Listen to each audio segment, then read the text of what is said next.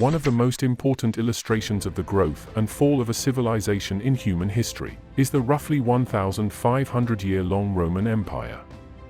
A Roman slave's contribution to the economy of the empire was essential to its existence, but its private life was everything but beautiful.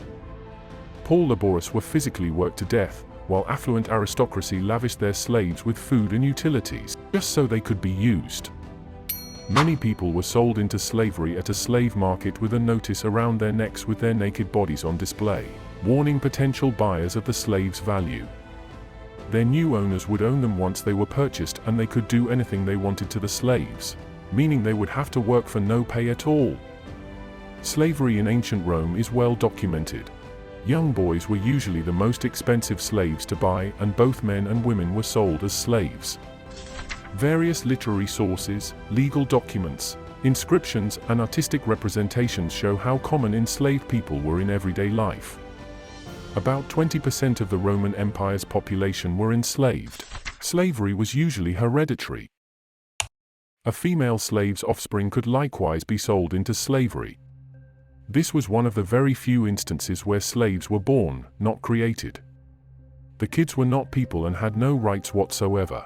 According to theory, as the empire started to restrict its growth during the era of Augustus, 31 BCE to 14 CE, an increasing number of masters tried to increase their slave population through breeding rather than purchase.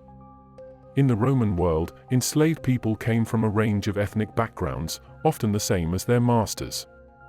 Traders had to disclose the origin, natio, of the people they were selling, indicating Romans saw certain personal characteristics, physical strength, character, and behavior, as connected to where someone was from. These in turn could deter or encourage buyers.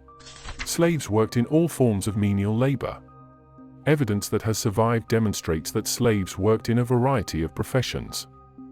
Many performed laborious manual tasks under close supervision, but they were also capable of more specialized tasks with greater autonomy. Some were extremely independent and even in charge of other slaves. Roman society included slaves in all facets of daily life. Slaves played a crucial role in the Roman economy, working as everything from agricultural laborers to domestic slaves for private households. Slaves, who were typically categorized as urban or rural, performed a variety of tasks, including cleaning, cooking, and silver mining. On rural estates, slaves might labor as smiths, bakers, and guards, among other domestic and non-domestic jobs. Slaves laboring in cities, serving as managers and accountants for businessmen, possessed many of the same kinds of talents. Prisoners of war were frequently sold as slaves and occasionally turned into public slaves who were forced to put out fires, maintain public structures, and carry out executions. The more skilled a slave was, the more he or she was worth at auction. Slaves were bought and sold locally and farther away, occasionally by proxy bids, in all sections of the empire. To prove their health to possible purchasers, slaves were stripped naked and taken to market. Any ailments and whether or not the slave was a fugitive or likely to become one were things that slave traders had to tell.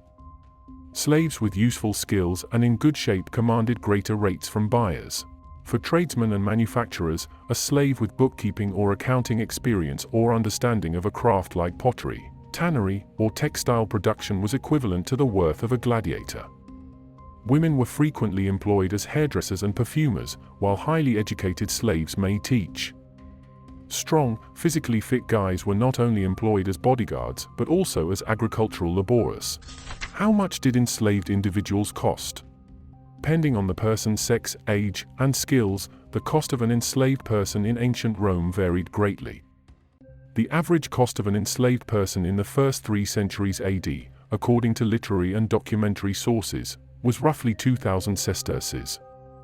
To put things in perspective, a legionary, a Roman foot soldier, made 900 sesterces per year, which, after deductions for meals, boots, and hay, came to less than 600.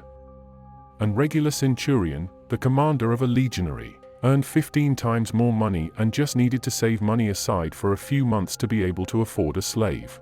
Highly skilled slaves are far more expensive. A vine dresser, or someone who worked on the cultivation of grapevines, might cost anywhere between 6,000 and 8,000 sesterces, according to the Roman author Columella, who was writing in the 1st century AD.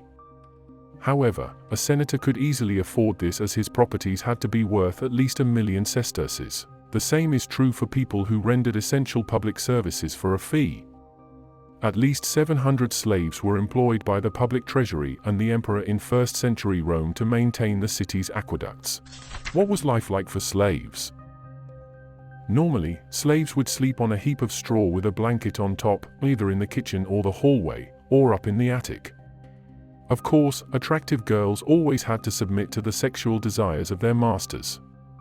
Sometimes, the mistress would make life very hard for female slaves just because she thought they were sleeping with her husband. The life of a Roman slave was at its worst if they ended up in agriculture, mining, or quarries.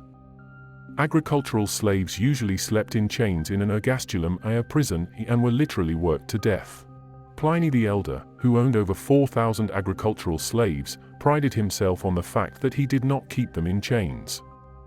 Without a trial, a master might execute his slaves.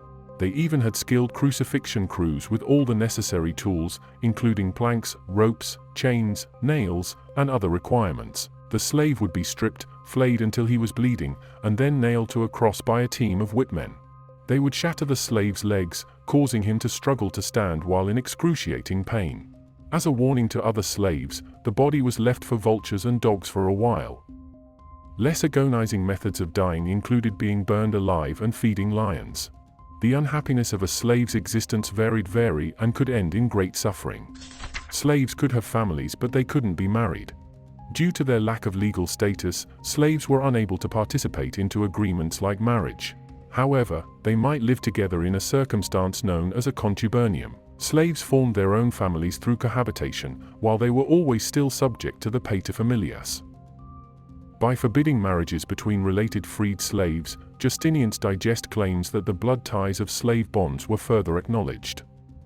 Slaveholders had free access to cruel physical methods and execution to punish their slaves. According to the sources, slaves were expected to act properly and were aware of the consequences if they didn't. Slave owners had the authority to severely beat and punish their charges, using everything from whippings to chains and fetters.